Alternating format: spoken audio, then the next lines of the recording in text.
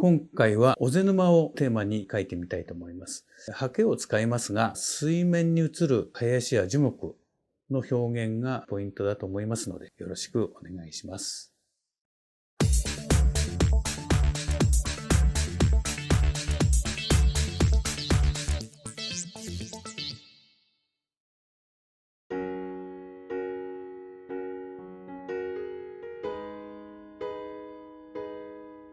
まず最初に樹木を描きます。樹木は白抜き液を踏ませて変木法の彫木で描きます。すずりに濃木を一旦取り出しまして、それを穂先の片面につけます。片面に付着させるように描いてください。直筆で描いてみましょう。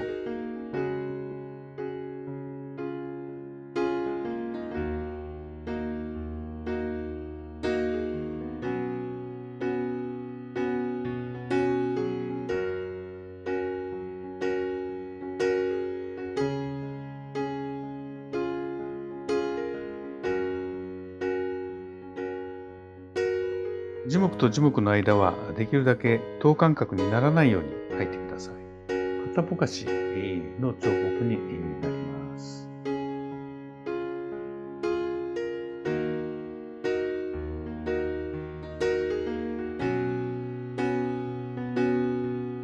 底辺を少し変えます。底辺を変えて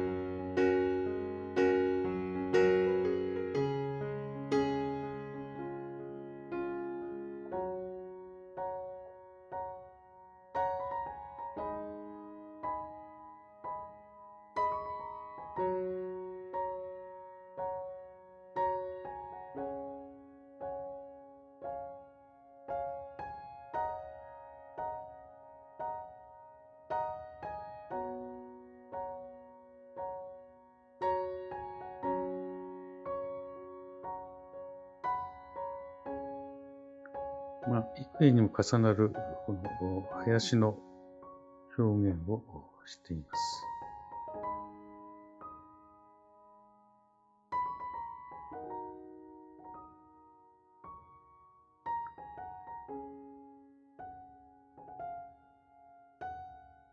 水に映る林ですね、を描いていきます。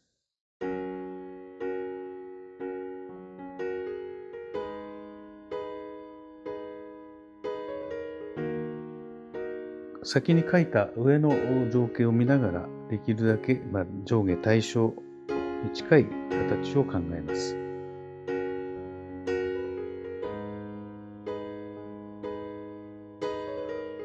円形の山並みとかは少し煮川水を入れた墨で薄く描いてみましょう。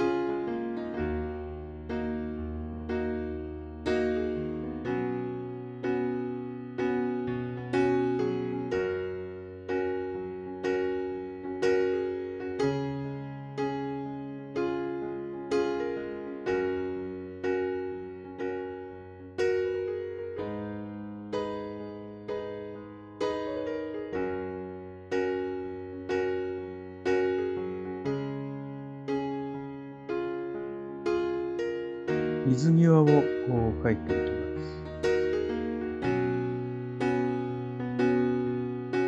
す。少し白場を残す感覚ですね。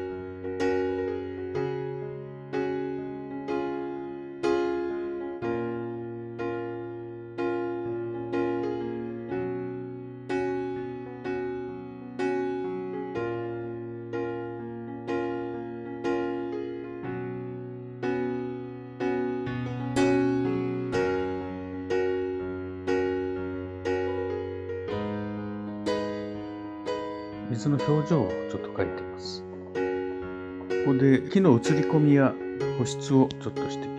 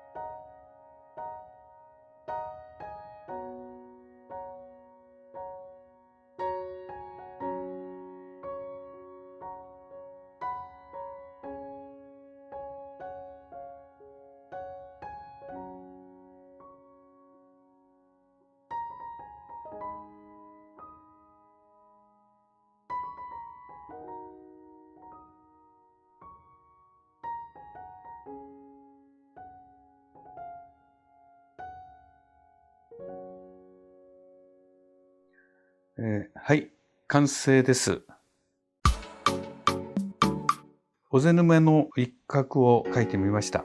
主なポイントは樹木にですね、白抜き液を含ませて変木法で白抜きが少し立体感出るようにちょっと工夫しました。それからバックのですね、この樹木の林の表現なんですけれど、イメージ的には上空に霧が漂っているという情景を設定しまして、刷毛をですね、片ぼかしで、この白い部分は水の部分ですね。で、一気に波を打つように刷毛を動かしながら、霧の中に見え隠れにある林を描いたつもりです。霧の上に顔を出している樹木を後からつけてみました。ここはかなり濃い墨で描きますので、白抜き液がここで樹木の白さが浮かび上がってくると。